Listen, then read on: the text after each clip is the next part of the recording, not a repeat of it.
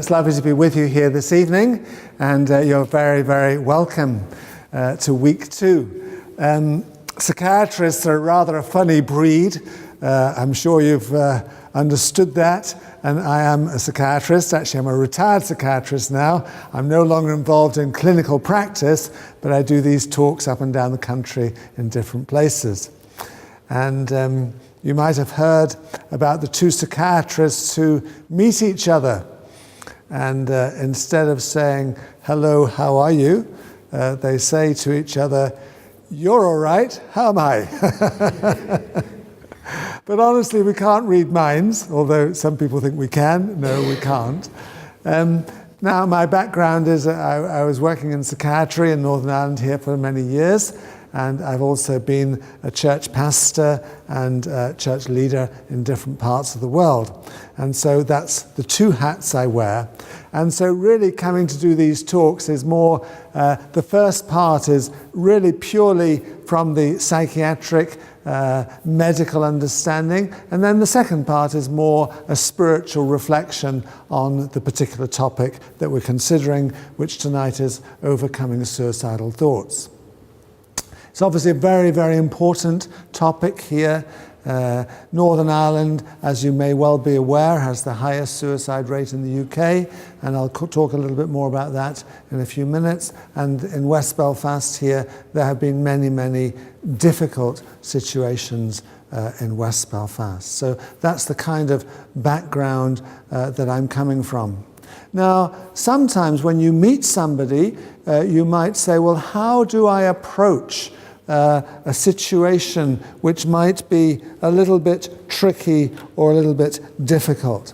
First of all, let me also explain a little disclaimer that I'm not here obviously to treat anyone tonight. I'm not doing personal kind of counselling. That's not my job tonight. It's more just presenting the information to you. However, of course, if you want to talk to me in the interval or afterwards, I'm very happy to talk with you. So this is just saying the information is of a general nature and nothing should be construed as giving particular advice on individual problems. So here's a kind of case scenario, and I'll just read it out for you. Mark is 45. He seems to be walking quite aimlessly, and you get talking to him. He's had a few drinks, but can still tell you about his problems. Apart from the alcohol in his breath, he looks unkempt and has not shaved recently. He was working as a long-distance lorry driver for many years, but he lost his job a few months back, and although he's been trying, he can't find another one. He married his childhood sweetheart at the age of 21, but his wife left him a couple of years ago for another man, taking their 2 children, Tom and Fiona, with her, and he's not seen any of them for some time. He admits to drinking mainly at weekends as he feels bored. He's run up some debts on his credit cards and does not know how he will pay them off. As a casual remark, he asks if you know anyone who would like to buy a golden Labrador. He believes in God, but cannot understand how God could allow all these bad things to happen in his life. He lives alone and has few friends. He's not been eating so well recently. So if you met this man, Mark, the question I have for you is, what would you ask him? How would you get involved with talking to Mark? What kind of question would you like to ask him? So this is your golden opportunity for a little bit of audience participation. What would you want to ask Mark when you meet him in this kind of way? Any offers? Any offers? Don't all speak at once, will you? Has he been sleeping? How has he been sleeping? Okay, one question could be, how has he been sleeping? Any other offers?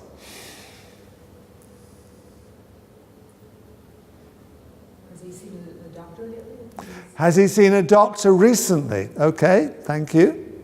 Any other questions you might like to ask this man, Mark? I want to know why he wants to rehome the dog. Say that again, please. I want to know why he wants to rehome the dog. Okay, the question there is being asked, why does he want to rehome the dog? And I'll come on to that in a minute. Any other options, any other suggestions?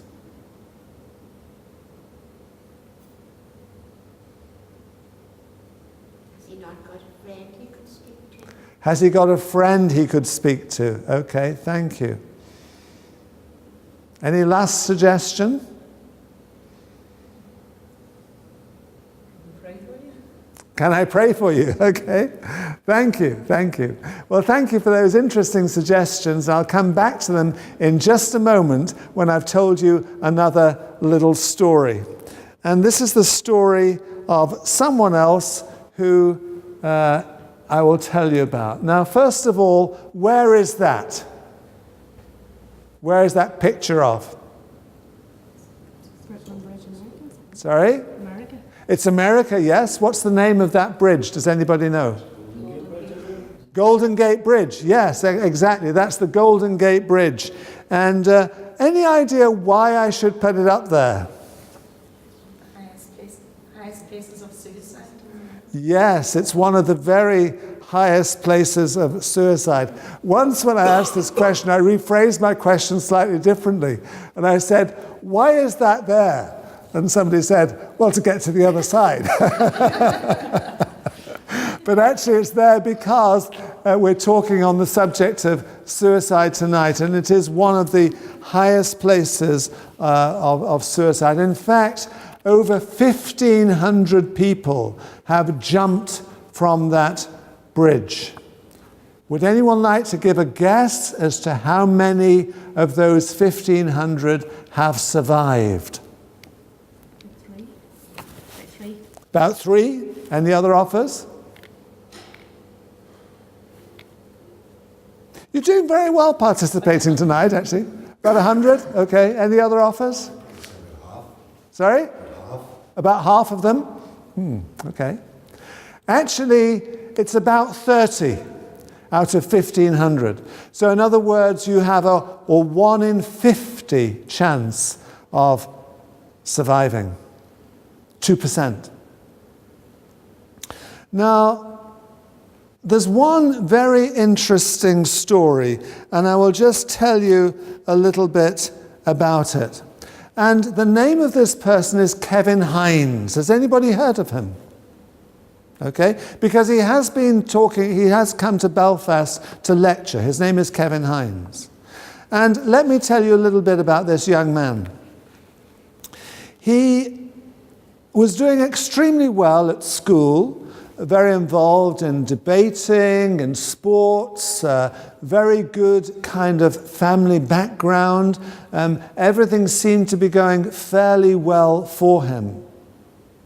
However, at the age of 14 or so, he was diagnosed with something called bipolar affective disorder. I think actually he was a little bit older than 14. And that is a nasty form of mental illness, although it's eminently treatable. And he began to get really quite low and down at times, and then he had mood swings where he would get quite high. And obviously he was taken along to the doctor, who recommended a certain course of treatment for him. But the difficulty was that he didn't necessarily keep very well to that treatment regime. And also he began to take a little bit of drugs and alcohol on top of things. And he began to feel extremely low and down. And then one night, he was so down that he wrote out about 7 different suicide notes, finally settling on one of them. His father had been so concerned about him that he wanted to take him along to see the doctor, and also wanted to take him to work with him to say, kind of protect him, because he knew things weren't well. But he rang the doctor and told him about him. The doctor said, no, he'll actually be all right. You don't need to worry too much. Okay. But then Kevin actually got on the bus and went to this place, the Golden Gate Bridge. And on that bridge, he, first of all, actually, on the bus, the bus conductor actually almost, he obviously didn't want to get off the bus. And the bus conductor was quite rough with him and said, you've got to get off my bus. Come on, move it along there. So, that wasn't a great start. And then he walked up and down that bridge for about 45 minutes with tears streaming down his face. And he was saying to himself, if anybody asks me if I'm okay, I shall probably tell them the whole story and maybe not jump. If anybody asks me if I'm okay. But the only person who stopped him was a rather attractive girl, and she just wanted him to take her photograph.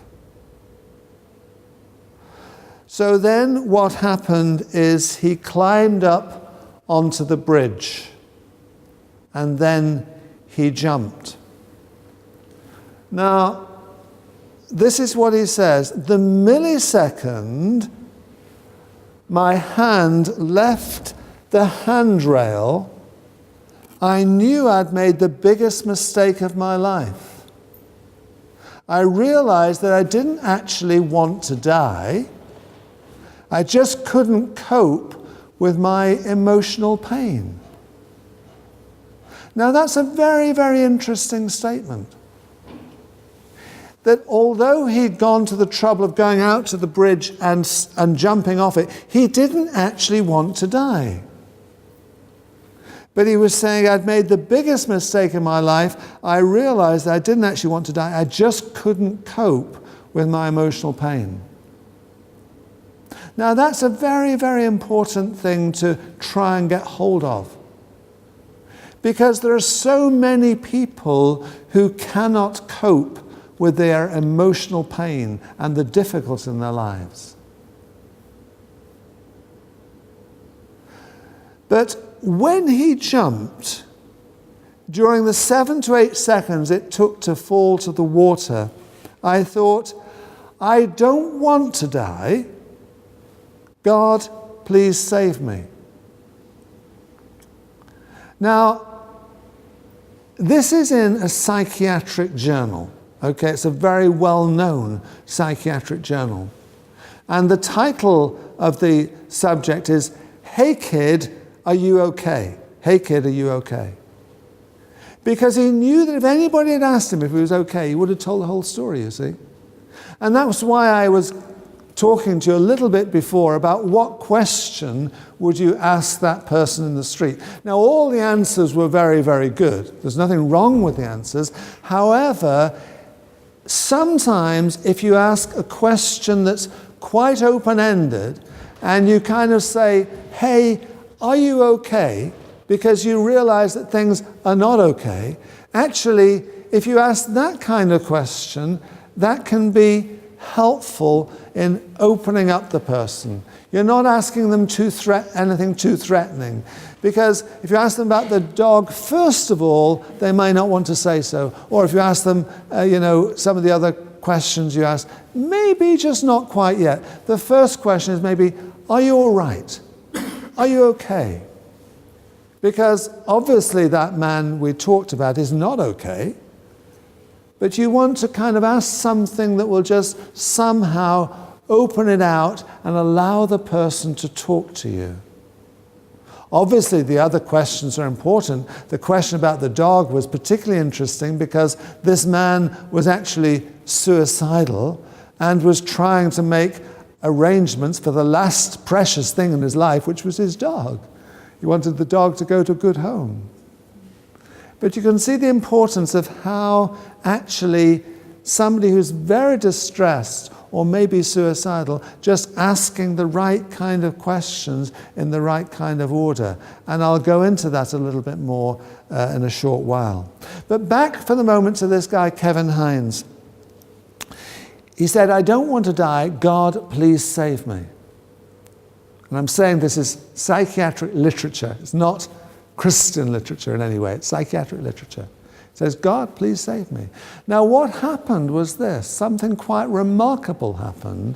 A sea lion nosed him to the surface until the rescue boat arrived. And then, actually, he was in medical intensive care for quite a while because he didn't do himself much good falling from that height, and then psychiatric care for a long time, and he has had 1 or 2 relapses, but now he goes around the world telling people the importance of actually having structure in their lives. I'm not sure he's necessarily a Christian, I haven't found that out actually, but he isn't sure that actually people need to have structure and some way of coping with life, particularly when they're extremely distressed. And so that is a little bit about this story. But I think it's very interesting, not only for the point of view that here's a survivor, but actually how his mental state changed when he jumped. He said, I really don't want to die. But before that, he'd taken the pains to go there and jump. You see, things are changeable. And he just could not cope with emotional distress. And there are many, many people out there who just cannot cope with their emotional distress, but if you could help them at that point in time, then actually you can save lives. What was very interesting in another study of the Golden Gate Bridge, which we're talking about, is this, that there is obviously going up and down the bridge a rescue service. I'm not quite sure where they were at this particular point in time with Kevin. But there is a rescue service that goes up and down the bridge. And that's also rescue services in other parts of the country. Beachy Head, for example, on the south coast of England. There's a rescue service there. And other points of contact. But you see, this rescue service actually over a period of time, they found and rescued 1,500 people. I'm sorry, I've got that wrong, 500 people who were on the point of jumping off this bridge. Now, you might say, well, that's interesting. If their lives were saved, 25 years later, of those 500 people who had been on the point of jumping off that bridge, 90% of them were either still alive or had died from other reason, from natural causes. Now you see the impact of that. In other words, if you can save somebody at this critical point, this critical juncture, they may be saved for a long time to come. You understand me? Similarly, just talking about bridges, in the south of England, there's the bridge that crosses over the Severn Estuary, and that bridge, they put barriers up on that bridge, and as a result of those barriers, the suicide rate from that bridge fell by 50% because people couldn't manage the barriers anymore. But actually, they found that those 50% who couldn't climb up the barriers to jump off the bridge, they did not go and complete suicide somewhere else. Their lives were saved by that barrier. So in other words, that was a very effective help. And also it shows again how the mental state can change quite rapidly and quite dramatically. Now let's have a look at what we might say, what is suicide? Well, you say, let's get that. What is suicide? It is a multidimensional malaise in a needful individual who defines an issue for which the suicide is perceived as the best solution. Now, that sounds a bit complicated. What it really means is that suicide is often due to a number of reasons all coming together. It's multidimensional. And it's somebody who's very needy and they can't think of any other solution except suicide. And again, it's not necessarily that they want to die and end everything. It's just their emotional pain and distress is so great that they cannot think of any other way through that particular situation. Now, worldwide, there are about 850,000 a year, and the WHO, the World Health Organization, recorded a 60% increase in the rate over a 45-year period in 2002. And what is interesting is that road deaths, for example, are about 1,900 per year. Suicides are now 6,000 a year. That's 2011 statistics. So suicide is a big cause of loss of life, which is why we're having a talk like this to see, well, what can be done about it? Now, some people say and talk fairly easily about having a 0 suicide rate. Yes, ideally, we'd love to see that. But actually, realistically, I'm not quite sure that we'll ever get quite there. But in Britain, we know, for example, that men are 3 times as likely to die by suicide as women. And you might say, well, why is that? You remember last time I talked about depression, I said the rate of depression was twice as high in women as it is in men. But the suicide rate is 3 times as high in men as it is in women. And yet depression is a big cause of suicide. You see, as we mentioned last time, men are very reluctant to talk about their problems, very reluctant to share what is really going on inside them. And so that is the case, which is why it's particularly important to consider that. And as you can see there, Northern Ireland has the highest rate in the UK. And the suicide rate in Northern Ireland is about 280 a year. About 280 a year, yes, in the north of Ireland here. Compare that with the south of Ireland, the rate is 500 a year. But of course the population is approximately 3 times as big. So you can see that the rate is a lot higher here in Northern Ireland than it is in the south. And also you can see there that in the Troubles that we had here, many people lost their lives, but more people have lost their lives through suicide since the Troubles ended than ever died through the Troubles themselves. Okay, now I just want to look a little bit at some of the kind of statistics on suicide, just to give you an idea. There is a sense that many people do struggle with suicidal thoughts. They're not that uncommon. And Patricia Casey from Dublin did a study, and she found that over 5 countries in Europe, the actual rate was between 1% and 19% each year had suicidal thoughts.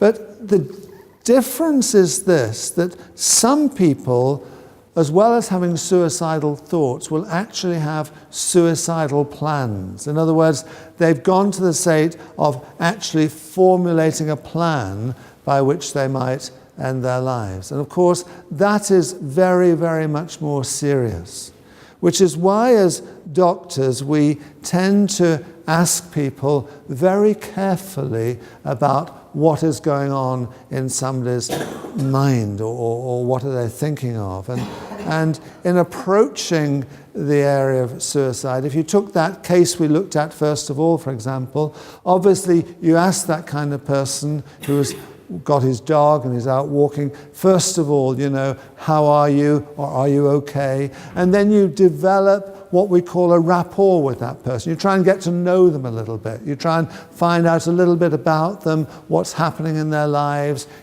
what's going on with them, to make a kind of relationship with them. And then you'll want to find out, obviously, a little bit more about what is going on in their mind and how troubled they are. And so sometimes you'll lead up to that quite gradually. You might say, for example, you're a bit tearful. Are you feeling a little bit low or a little bit down? And then you might say, well, how low and how down are you? And then you might lead on to say, well, what about the future, or even is life worth living? And then gradually you might go further and say, have you had thoughts of harming yourself? Have you had any suicidal thoughts? And have you made any plans? You go through it gradually, carefully, sensitively. And of course you might interject other things as you go through that process. But obviously you need to know if somebody is actually suicidal. And there are courses you can do, and we'll mention these afterwards, where you can learn how to talk about these kinds of things. One is called the ASIST course. Another one is called Safe Talk. There are various of these courses around, and we'll mention those at the end. So that's how you would generally approach this whole idea. But what Patricia Casey's finding here is that, those with suicidal plans, 56% will make an attempt, whereas those without a plan, only 15% will. And the other difficulty is, in a sense, or the other good thing, of course, is that 85 to 90% of people who make a suicidal attempt never complete a suicide. But on the other hand, of those who've attempted suicide, the risk in the following year of completed suicide is very much higher than in the general population. Obviously, there are certain social situations that kind of make suicide more likely in an area. So, for example, it's higher in areas with high unemployment or poverty. It's higher when there's social fragmentation and in those who are living alone. It's higher where there's been recent losses or criminal charges. And so you can understand that there's a social dimension, and obviously in the west of Belfast and other parts of Belfast too, there's fragmentation, there's difficulty, there's loneliness, there's isolation, there's unemployment, there's poverty. Many of those factors will be implicated. And also what's interesting is that if a television or well-known personality dies by suicide, the way the media report that is very important. For example, following the death of Marilyn Monroe, which was reported in detail, there were many other copycat suicides. Now, that doesn't happen so much these days because the media is quite sensitive, generally speaking, about how they report things. As I mentioned, suicide is 3 times more common in men, and there's obviously an increased risk in those who are widowers, widows and divorced, less in those who are married. Marriage tends to be protective. It's high in the army, the unemployed, prisoners, those on remand. It's highest in social class 5 and then social class 1. If you still divide things that way, some people would say there's 7 social classes and you shouldn't necessarily classify people. But if you want to classify them into social classes, it's highest in class 5 and then secondly in class 1. Vets, pharmacists, doctors, farmers, students, sailors tend to be more at risk.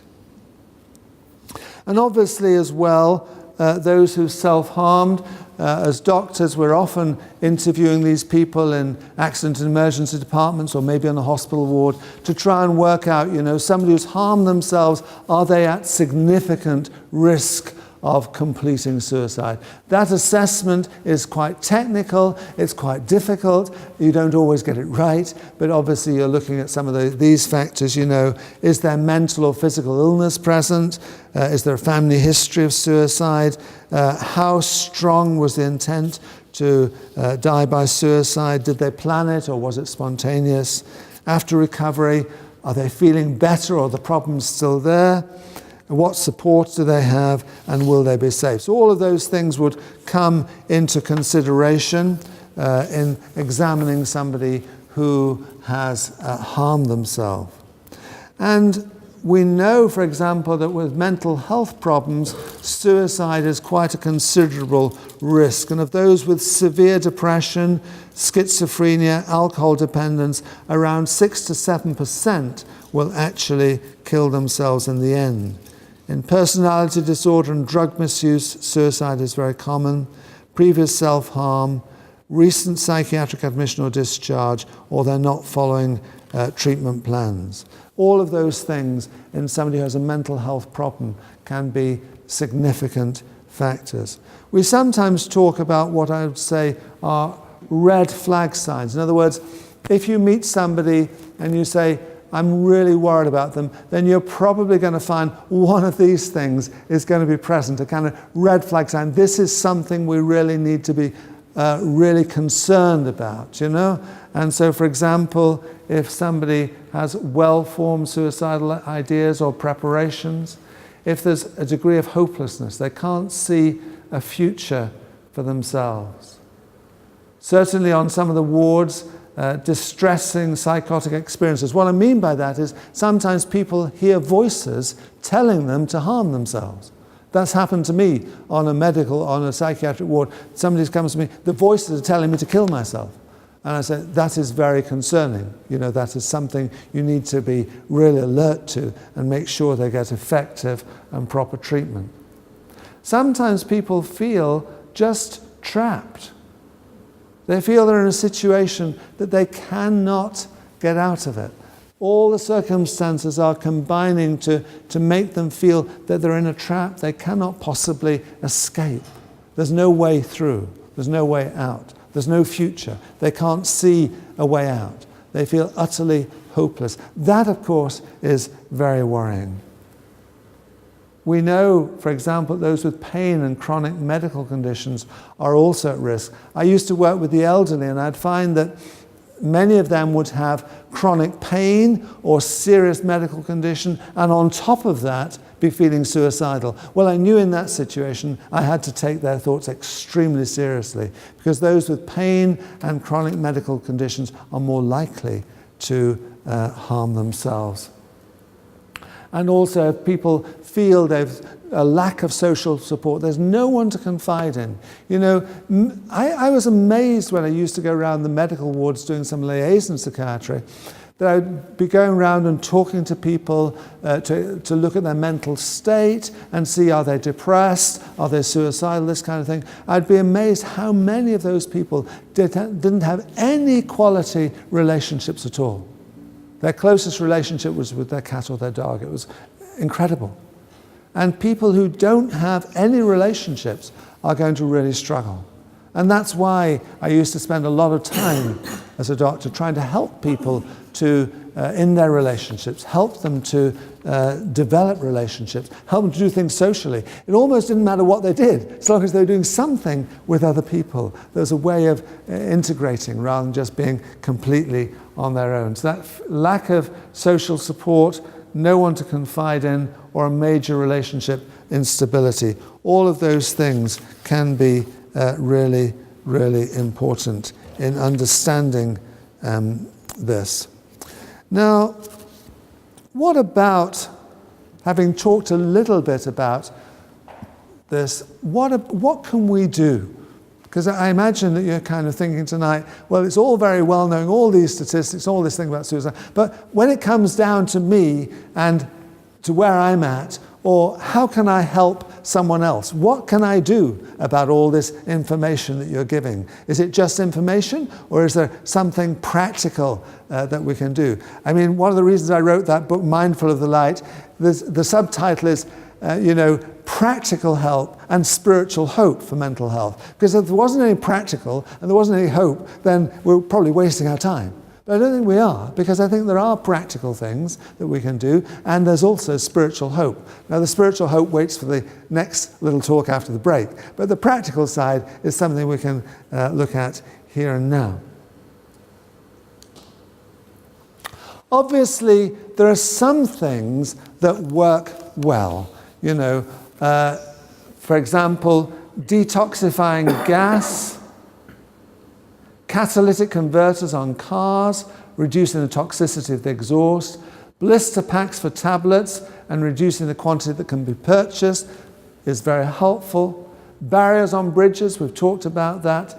Teams helping in vulnerable situations. Here's the study I referred to. 515 people stopped from jumping, 90% survived 25 years or died from natural causes. Yes, there are some general things that can be done, and those general things are helpful.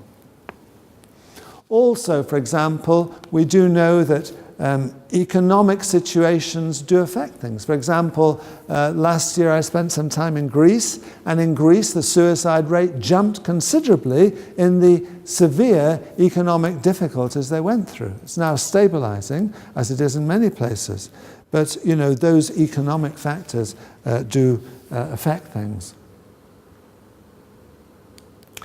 And what is interesting in the psychiatric literature, just in the same journal as that article appeared, "Hey kid, are you okay?" which was saying about Kevin Hines, the story of Kevin Hines, make sure you ask somebody, "Are you okay? How are you doing? Are you okay?" That kind of general questioning before you get too specific.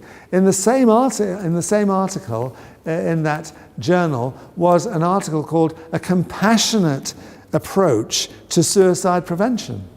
And I thought, well, that's the first time, I read this a few years ago now, but it's the first time I'd really come across anything about compassion in a psychiatric journal. I thought it was a theological magazine. No, this is a psychiatric journal, and they're talking about compassion. And actually, it's interesting that maybe it's always been there, but certainly over the last few years, there's been a much greater emphasis on compassion in terms of health care. And I think that's extremely important. And as part of that compassion, we want to seek to develop understanding compassion. We need to inquire about suicidal thoughts sensitively, which we've talked about. We obviously need to understand the risks of suicide and conduct a proper assessment. But these things, increasing hopefulness, resilience, and reasons for living, reduces the suicidal risk. Now, I can't remember anybody in my medical training, or in my psychiatric training for that matter, talking to me about compassion. No. They might have possibly mentioned it as a sideline, but I can't remember anybody telling me that something like that was actually important. No. But actually, it really, really is important. And we want to rediscover that compassion. Now, I know that if somebody harms themselves and they end up in the accident and emergency department, they may not necessarily always feel that the doctor on call, who's been up 36 hours, is necessarily filled with compassion. You know that as well as I do. But actually, compassion and the way you deal with people and the way you treat people is extremely important. How do we define compassion? Well, I quite like this kind of medical definition. Compassion is commonly defined as a sensitivity to distress in oneself or others that's accompanied by a commitment to try and do something about it. That's medical. That's not coming from another source. It's saying, actually, compassion is sensitivity to distress and a commitment to try and do something about it. And what is known is that if people with suicidal thoughts find people friendly and willing to help, then suicidal thoughts are less. And if you break it down, 6 essential qualities of compassion are motivation. In other words, you want to help people. You don't just sit down and, you want to really get out there and help people. Motivation. You want to be sensitive to their distress. You want to be sympathetic. In other words, feeling for them, really, and that's often a group feeling. You feel sympathetic because you hear on the news that things are difficult in a certain country. You feel sympathy.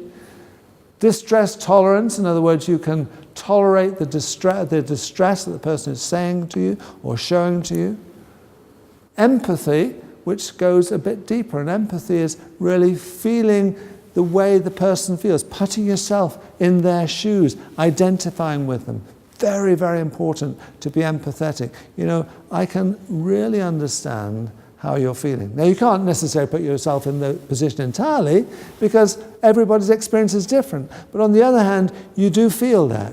When I'm dealing with somebody who is very distressed, yes, there's something of that distress that I feel, when I'm dealing with them. Because unless you feel that to a degree, then you're probably not going to be terribly good at helping the person, but you feel empathetic. You say, actually, I understand, and I feel a little bit of what you're going through. Now, you can't feel it the same. Nobody can do that. But you're feeling some of that. And then you're being non-judgmental. In other words, whatever the person's telling you, you're accepting. You're not judging them for aspects of their behavior. Because if you do that, you'll lose the person. That's not the way forward. So those qualities of compassion, I believe, are very important. Asking, are you okay? We've talked about that.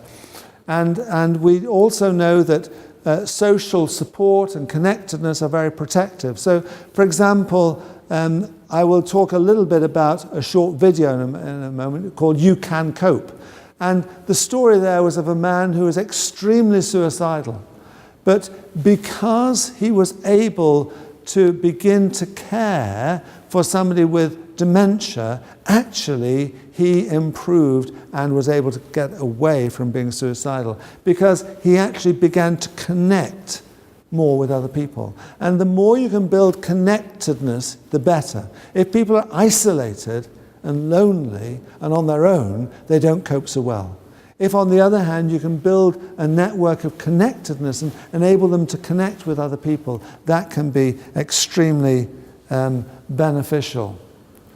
We've also found by studies that caring letters by post and email following treatment in hospital for self-harm often reduce the repetition level of self-harm by 50%, and supportive phone calls are helpful. In other words, if you can connect with people who've had an episode of self-harm, if you can connect with them and show that you love them and care for them in some way, then of course that can be very, very helpful.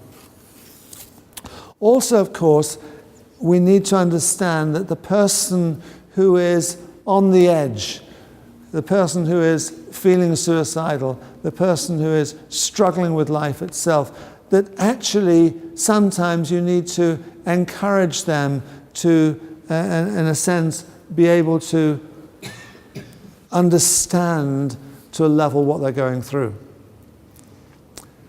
Understanding that intense suicidal thoughts are often quite short-lived. They don't necessarily last a long time. That's the message of the Golden Gate rescue team. You rescue the people from the Golden Gate, they don't necessarily go on to die by suicide. You rescue people from the Clifton Suspension Bridge, they don't necessarily go on to die by suicide. In other words, it's often short-lived. So in other words, if you can reach people in that phase where they really are feeling desperate, then actually you can save lives. And of course, that's a lot about suicide prevention strategy. But also, when you're dealing with people, you realize that people's real wish is to feel better, not actually to end their lives. So in other words, often people don't actually want to die, but they just can't cope. That's the message of Kevin Hines. I can't cope, and therefore I'll jump. But the moment he jumps, he says, I didn't want to do that. That was a mistake. Unfortunately, his life was saved. How many others have jumped and been through the same thing and not come out the other side to tell the story? Because in other words, if you can help somebody at that critical point, then you can really help them. Also, helping people to develop resilience and have a plan for things when things are very difficult. We'll come on to resilience a bit more. It's a very important concept. But helping people to have a plan when things are difficult. Asking the question, how did you cope with previous difficult and distressing situations? In other words, you're meeting this person and they're very distressed. Well, how did you cope with this before? What happened to you when you tried to deal with this situation before? What happened to you? And actually they'll be able to tell you, well, I got through in this way. Or yes, it was terrible for 2 or 3 days, but then things seemed to ease out a bit. It was awful for a week, but then something happened and it's not quite so bad now. How did they cope before? That's a useful way of considering things. Also, when you look back on this testing period, what do you think will be the main thing that will have got you through it? In other words, you're asking the person, look, in this situation, it's all terrible. But, when you look back on this, what do you think will have got you through it? In other words, you're trying to get people to go a little bit beyond the actual immediate crisis. Okay? And understanding reasons to live. Now, obviously, that again is very important. One question I will sometimes ask people is, how do you think it would affect others if you die by suicide? How do you think it'll affect others? Now, I gave this talk in Ballymena 2 or 3 years ago, and there at the end came up a man who was very, very sad because a colleague of his had actually died by suicide. And, that suicide had affected him very deeply. And others have come to talk to me, and you realize that actually a suicide affects a lot of people. And sometimes people who've been through a suicide in the family, they don't easily recover. They're still struggling with it many, many years down the line. And it's very difficult. So asking the question, look, who do you think will be affected if you die by suicide is a good question. Because you will find that many people, no one's an island, there are many people, in fact, who are affected by it. It's not just relatives. It's not just friends. It's work colleagues. It's a whole rake of people who are affected by a suicide. Now, obviously, as a psychiatrist, I have had a few people, not many, but a few people on my caseload who over the years have died by suicide. It affects me as a psychiatrist. I don't like that. I find it really, really upsets me. Okay, so I know what it's like for people out there who are much closer to these people, because it is, it really affects people. So sometimes asking the person, who will be affected by this, and understanding also reasons to live, and I'll come back to that in just a moment. So what about resilience? Well, resilience is in a sense that inner ability to ride through the problems of life, okay? In other words, I mentioned this last week, but if you've got a car with a lot of air in the tires and you go along a very bumpy road, you say, well, was that a bump? Because there's air in the tires, there's resilience there. And the same way, if there's resilience in our lives, then actually we can cope. Yes, the struggles and pain will still be there. Yes, we'll all go through things, some more than others, but actually there's resilience there. And resilience can be helped, because if we're on our own and we're isolated, then we're not going to have a lot of resilience. And so resilience can be helped in a number of ways, for example, by, friendships and group activities. Family life, encouraging family life. Sometimes, again, it would be my experience that I was encouraging people, look, yes, I know that things are broken down in your family. I know things are very difficult in your family. Let's see, is there any way that you can do something to get things back together? And sometimes they say, no, I can't do anything, I've tried. Okay, you've tried. But on the other hand, there are sometimes things we can do to mend broken relationships. And it's very, very important that we do what we can. Obviously having pets, hobbies, sports, music, these things are all helpful. Being kind to yourself. Sometimes people drive themselves incessantly. And sometimes say, look, take a break. Have a bit of time off. Do something with a friend. Phone a friend, as they say on the television. Giving, And the lesson of giving, not only of your money, but of your time and helping others, is a tremendous way forward in our lives, And again, I'll come back to that. Sometimes keeping a list of people and things you love on paper or on a mobile phone. In other words, if you get into a crisis, you say, well, these are the things I like to do. And these are the people I like to talk to. And these are the people who care for me. In other words, these are the positives. It may seem everything is negative, but actually there are positives. There are positives there. People who actually care about you. People who are interested in you. People who want to be involved with you. Things you actually do enjoy doing when you're in a better frame of mind. So keep a list of those who care for you and trust, and plan who can tell if things are difficult. Okay, all of those things can be helpful. And yes, we know thousands of people feel overwhelmed every day, but find ways to get through those intense feelings. And you only have to live one day at a time. That's quite an important message. When somebody's going through something really bad, just get through today. Tomorrow's a new day. Get through tomorrow. Living one day at a time can be very helpful. Sometimes, of course, the distress we go through is a sign that things need to change. And yes, that may be necessary, but probably not at the point of a very severe crisis. Change things when things are a little bit easier, usually. And keep a plan of what you plan to do in a crisis in a safe place. Those kinds of things can be helpful.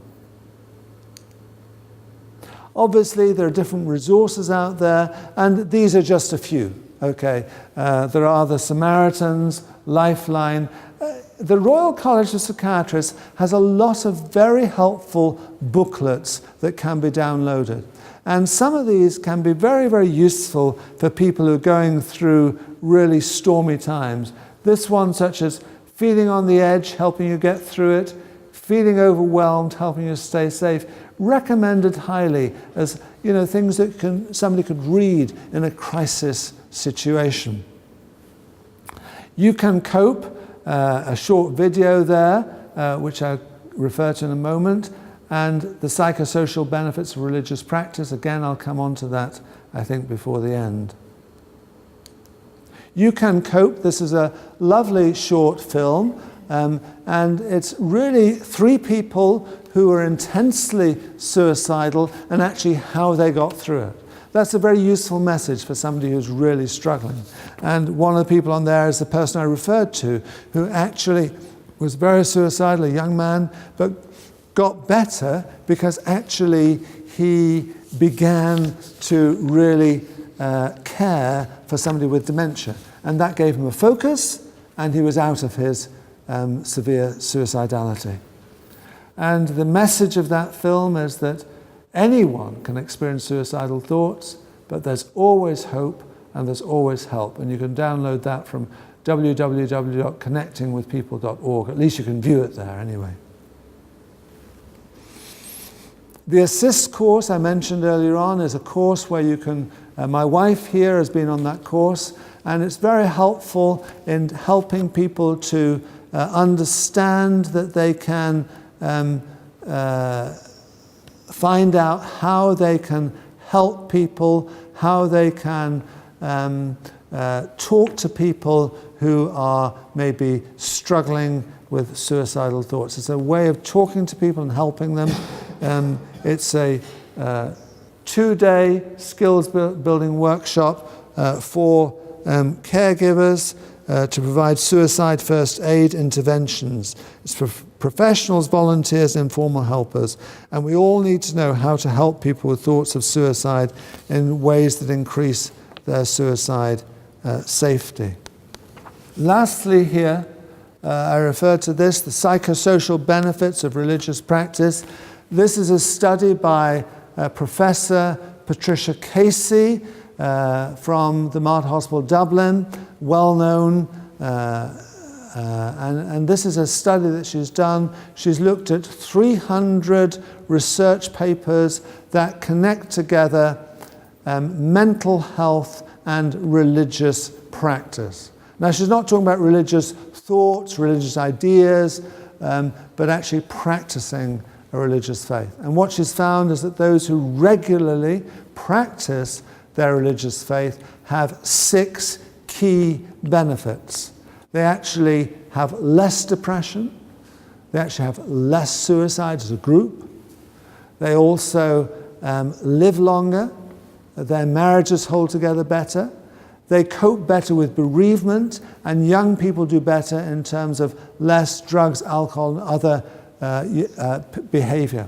And so she says these are 6 clear benefits from those who practice their religious faith, not just believe it, but practice it.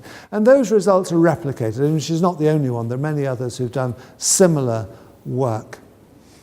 And she argues and says, actually, if that were to extend across society, then society would also benefit. And you see, she's saying that really society would benefit from a large number of people who practice their religious faith. Now, in saying that, she's not necessarily every one of those papers will be related to the Christian faith. Some will be related to other faiths, but the vast majority would come from a broad Christian foundation. And I will talk a little bit more about that in the next part. And then it will also have a bit of a spiritual reflection on what we've talked about. So that's the end of this first section, except that you may have 1 or 2 questions, and I hope they won't be too difficult.